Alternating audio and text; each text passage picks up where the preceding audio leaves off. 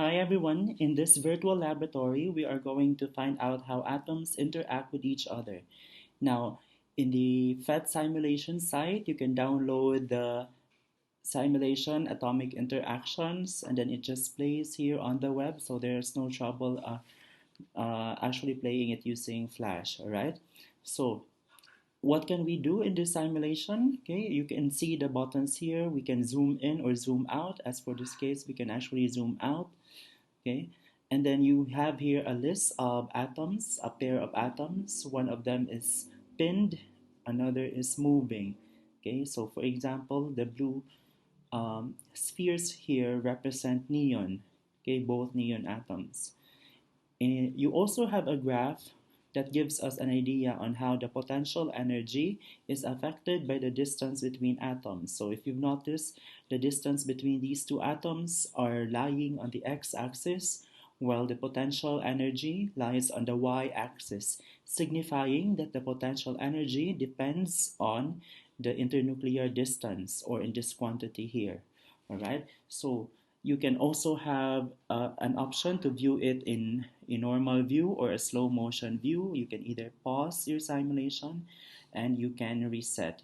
Okay, in this area also you can actually see the forces that are being exerted on the atoms, the forces that they are exerting on each other. Okay, so there could be attractive and repulsive. Now I'll leave it up to you what accounts for the attractive force or what accounts for the repulsive force.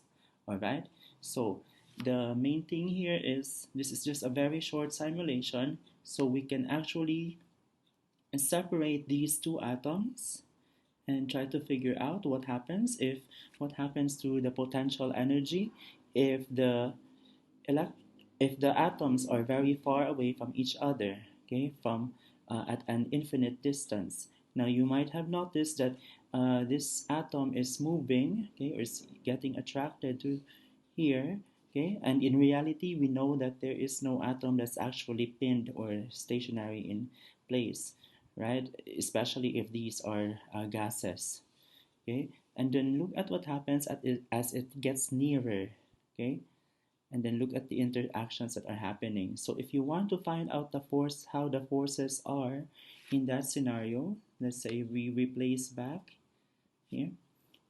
So you have there the total force, or if you want to study the attractive and the repulsive forces, okay.